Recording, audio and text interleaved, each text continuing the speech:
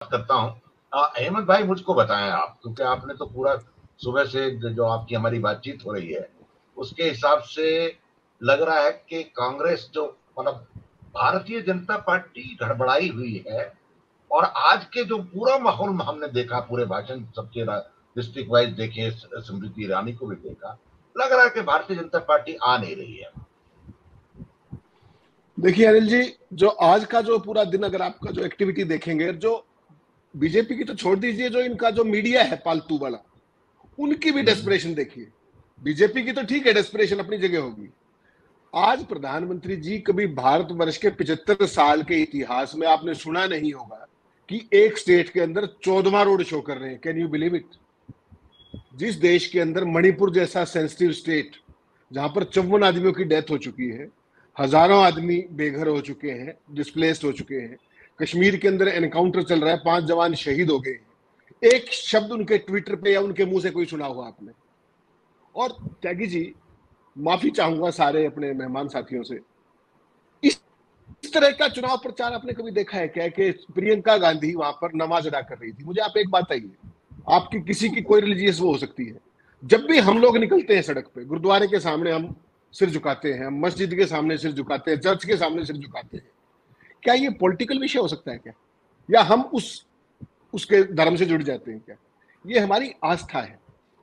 और जिस सरकार के केंद्रीय मंत्री इस तरह की भाषा प्रयोग करने लगे और केंद्रीय चुनाव आयोग शांत रहे, और जैसा अजीत भाई ने आज अभी एक बात कही, बहुत गंभीर बात है वो, कि विपक्षी पार्टी को कहां से आतंकवादी संगठनों से जोड़ रहे हैं और केंद्रीय चुनाव आयोग सांस नहीं निकाल रहा है। ये कहां आ गए हम? ये कौन सा लोकतंत्र है? This is sheerly desperation. और आज जो जिस तरह का पूरा माहौल था बेंगलोर में, सारा दिन मैंने फॉलो किया बहुत बारीकी से, 5-7 जर्नलिस्ट साथियों से भी बात की।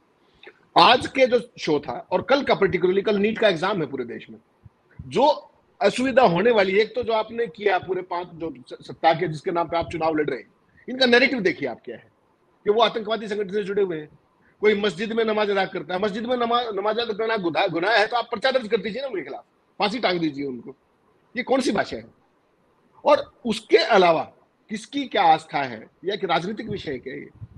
और कोई भी जब पॉलिटिकल पार्टी, नेशनल पार्टी जिसका प्रधानमंत्री है, जिसके गृह मंत्री है, उसने आज तक कर्नाटक में अपनी एक भी उपलब्धि का जिक्र करते हुए वोट मांगा है क्या? एक उपलब्धि बता दीजिए मुझे। और जो 2 दिन से सारे अखबारों के फ्रंट पेज पे जिस तरह के विज्ञापन आ रहे हैं, भ्रष्टाचार की हर चीज की रेट लिस्ट है, जैसा आपने इनिशियली कहा, क्या किसी ने मुंह खोला है क्या? ये किस तरह का चुनाव है भाई? ये कौन सी डेमोक्रेसी की आप बात कर रहे हैं? गवर्नेंस के ऊपर वोट मांगा जाता है अगर आप सत्ता में है तो, और विपक्षी पार्टी आपकी नाकामियों पे वोट मांगती है। तो विपक्ष तो नाकामियां दिखा रहा है, अखबार में सारी रेट लिस्ट छाप रखी है, सिपाही की 10 लाख रुपए है, मुख्यमंत्री की 2500 करोड़ रुपए है, और आप मुंह नहीं खोल रहे हैं। और आप कह क्या रहे हैं कि राजीव गांधी के जमाने में 85% कमीशन था। तो इसका मतलब क्या है आप समझिए, you have lost the narrative. और कर्नाटक जैसा शहर, जब अजीत जी ने कल जो पूरे आंकड़े दिए थे ना, उनमें से बहुत सारे आंकड़ों की मुझे जानकारी नहीं थी, मैं एडमिट करता हूं इस बात को। अगर वो सारी चीजें और जिस तरह का नैरेटिव सामने आ रहा है, मुझे लगता है कि भारतीय जनता पार्टी बहुत गंभीर परेशानी में है वहां पर। जिस तरह की डेस्परेशन है, प्रधानमंत्री 14 रोड शो कर रहे हैं। उन्होंने, हालांकि कोई बड़ी बात मैं उसको उस रूप में नहीं मानता कि हिमाचल में 11 रैलियां कर दी थी उन्होंने 6 महीने के अंदर, 11 रैलियां, 4 पार्लियामेंट है वहां पर। इतनी गंभीर अवस्था जब देश की है, दिल्ली में पहलवान सड़कों पर बैठे हुए, कोई एक शब्द कहीं नहीं है, मणिपुर पे शब्द नहीं है, कश्मीर पे शब्द नहीं है, ओवरऑल अपनी उपलब्धियों पे शब्द नहीं है, तो आप वोट किस बात पे मांग रहे हैं? Tyagi ji, they are in serious trouble. और इसका एक इंडिकेटर मैं बताता हूं आपको, जो आपकी बातों से लग रहा है कि they are in serious trouble. मैं आता हूं, सेकंड राउंड में बात करूंगा। मैं जैन से एक सवाल करना एक चाहता लाइन हूं। कहूंगा मैं, एक लाइन बचती है मेरी। जी जी जी एक जी लाइन जी। में कहना चाह रहा था कि जो ये ओवरऑल सिनेरियो बन के निकल रहा है ना सामने, ये सिनेरियो कहीं ये कर रहा है कि, क्योंकि वो जो अपने जेडीएस के जो नेता है Kumaraswamy, he is also not keeping well, उनकी भी तबीयत खराब है और बीच में हॉस्पिटलाइज भी रहे।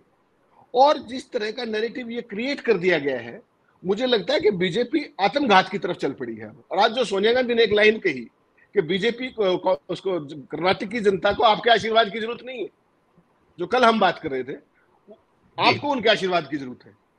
तो ये जी सारा उनका जो बिल्कुल। दम्भ है, ये कहीं चुनाव में निकल ना जी। जाए, मुझे तो इस बात की आशंका हो रही है। मुझे ये लग रहा है कि सब हमने पांचों मेहमानों की बात सुनी जयंत, कि कर्नाटक में कोशिश ये होगी कि